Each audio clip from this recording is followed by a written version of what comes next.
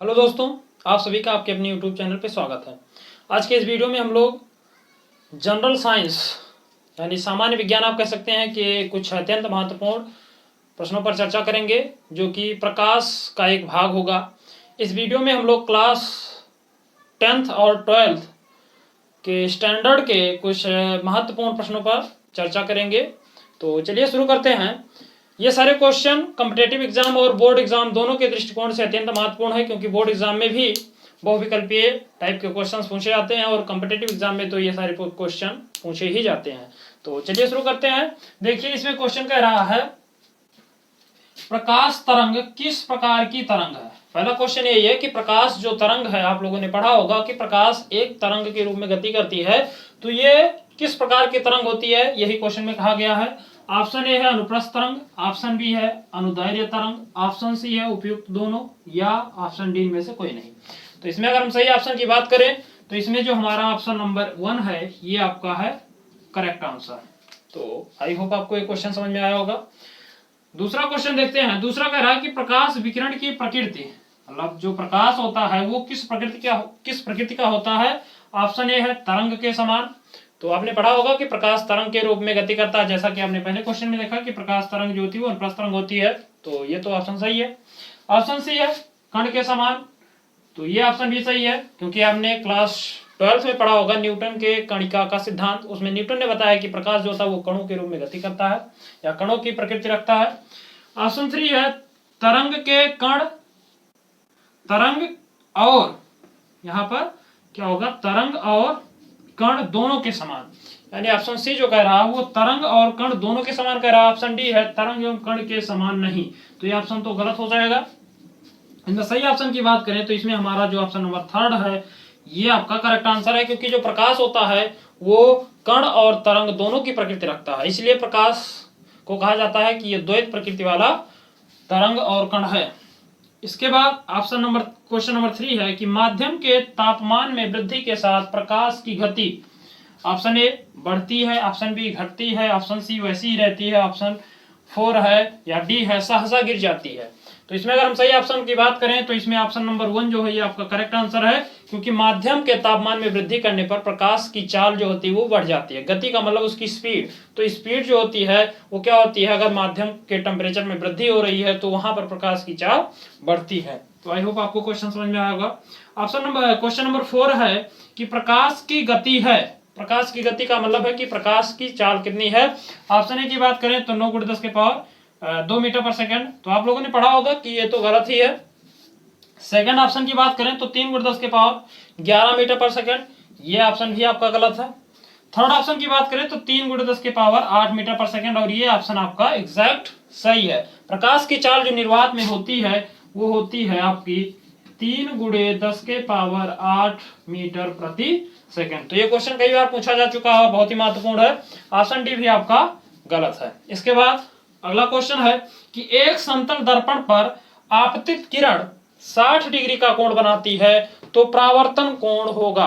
Question कह रहा है, ध्यान से सुनिएगा, एक समतल दर्पण है, वहां पर आपतित किरण, अगर आपतित किरण की बात करें तो जब किसी दर्पण पर जो आपतित किरण और अभिलंब के बीच जो बना कोण होता है वो होता है आपका आपतन कोण, और ये दिया है कि 60 डिग्री का है।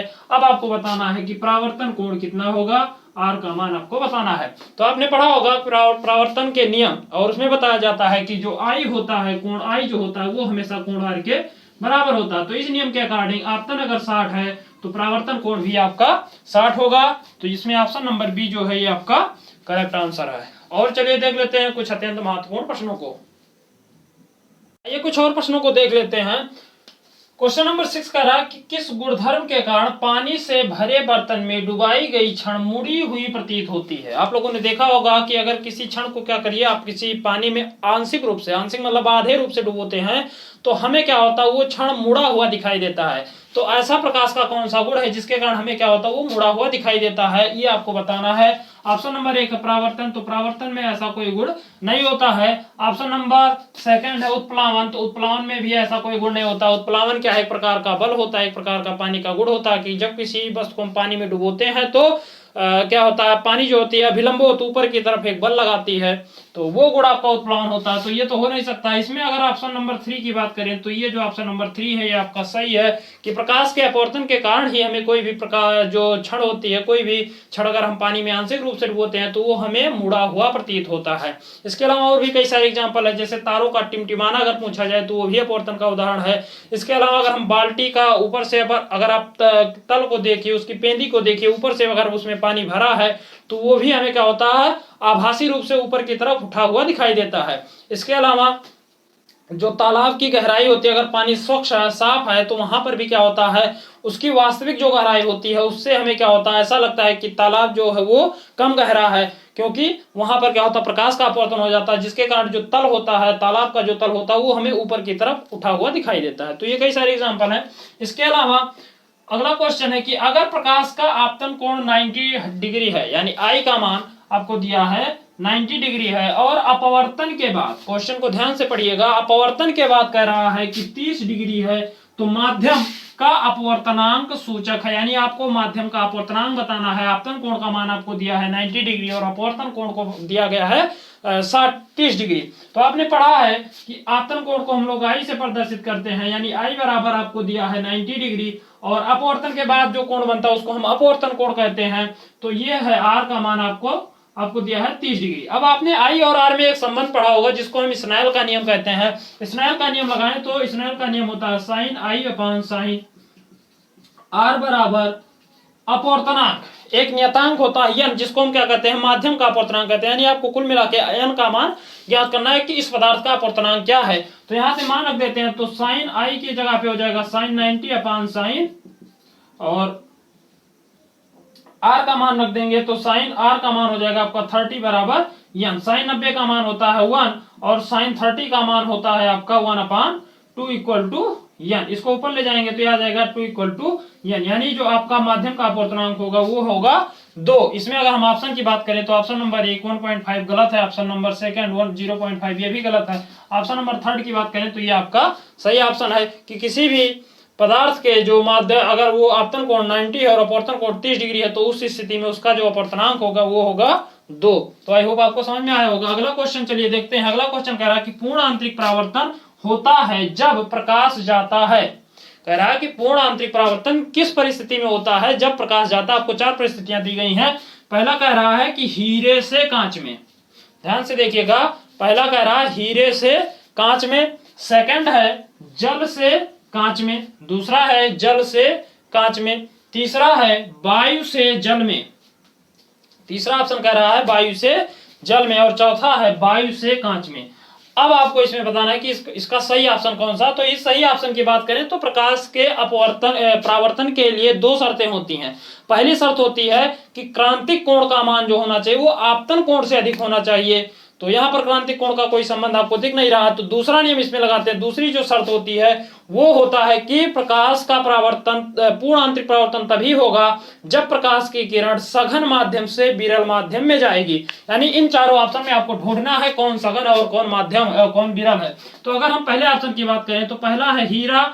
हीरे से कांच में अगर प्रकाश की बात करेंगे तो हीरा जो होता है वो दुनिया का सबसे कठोर पदार्थ होता है। ये भी आप लोग ध्यान रखिए कि इस दुनिया में, इस यूनिवर्स का सबसे कठोर पदार्थ की बात करें जो अभी तक खोजा जा चुका है वो है आपका हीरा, यानी सबसे कठोर पदार्थ जो है वो हीरा है। और हीरे से अगर प्रकाश जो होता है कांच में जाता है तो वहां पर प्रकाश का पूर्ण आंतरिक परावर्तन ही होगा, क्योंकि हीरा कांच की अपेक्षा सघन माध्यम होता है। तो इसमें ऑप्शन नंबर जो 1 है ये आपका सही है। इसके अलावा और भी पूर्ण आंतरिक परावर्तन के उदाहरण होते हैं, जैसे कि कांच, अगर पूछा जाए कि कांच में पड़ी दरारों का चमकना किसके कारण होता है, तो वो भी होता है आपका प्रकाश के पूर्ण आंतरिक परावर्तन के कारण। इसके अलावा एक क्वेश्चन पूछा जाता है कि हीरा हमें चमकदार क्यों दिखाई देता है, तो इसका भी कारण है प्रकाश का पूर्ण आंतरिक परावर्तन, क्योंकि उस स्थिति में हीरे में क्या होती है, एक विशेष एंगल से हम क्या करते हैं, लाइट को डालते हैं, और वो लाइट क्या होती है, उस हीरे के जो उसकी तराश होती है, उसके जो अलग अलग एंगल होते हैं उस पर क्या होती है, बार बार उसका क्या होता है, पूर्ण आंतरिक परावर्तन होता है, जिसके कारण पूरा हीरा हमें जो होता है वो चमकदार दिखाई देता है। अगला क्वेश्चन, अगले क्वेश्चन की बात करें तो अगला क्वेश्चन है कि मृग तृष्णा किसका उदाहरण है। मृग तृष्णा का एक नाम है मरीचिका। ये भी पूछा जाता है कि मरीचिका किसका उदाहरण है। तो अगर हम मरीचिका की बात करें तो इसमें जो ऑप्शन नंबर 1 है अपवर्तन का, तो अपवर्तन का कोई ऐसा उदाहरण नहीं है जिसके कारण मरीचिका बनता है, तो अपवर्तन नहीं हो सकता है। ऑप्शन नंबर 2 की बात करें तो पूर्ण आंतरिक परावर्तन, जी हाँ यही आपका जो सेकंड ऑप्शन है पूर्ण आंतरिक परावर्तन, यही क्या है एकदम से करेक्ट आंसर है। अब ये पूछा जाता है कि मरीचिका बनता कहाँ है, तो मरीचिका की बात करें तो मरीचिका जो होता है ये गर्म प्रदेशों में बनता है। कहां पर बनता है? गर्म प्रदेशों में। गर्म प्रदेश मतलब जैसे आपके रेगिस्तान हो गए, क्या हो गए?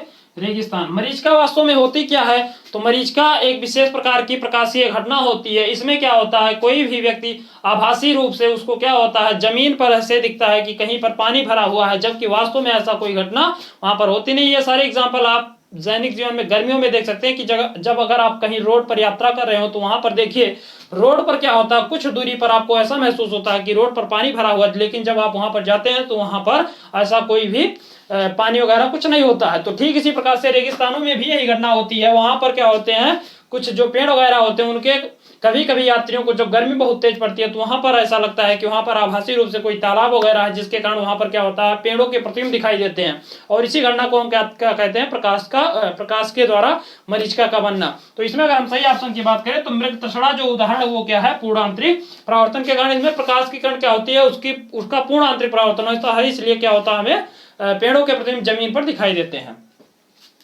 अगले क्वेश्चन की बात करें तो क्वेश्चन नंबर 10 है। 10 में कहा गया कि धूप के चश्मे की क्षमता कितनी होती है।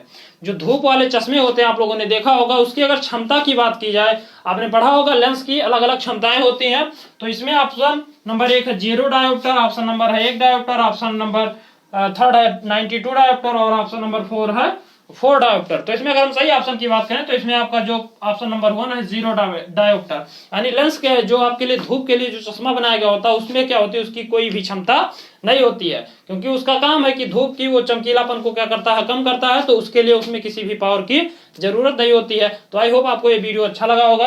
यदि वीडियो अच्छा लगे तो चैनल को सब्सक्राइब कीजिए, वीडियो को लाइक कीजिए और ज्यादा से ज्यादा शेयर जरूर कीजिए। मिलते हैं अगले वीडियो में, तब तक के लिए जय हिंद।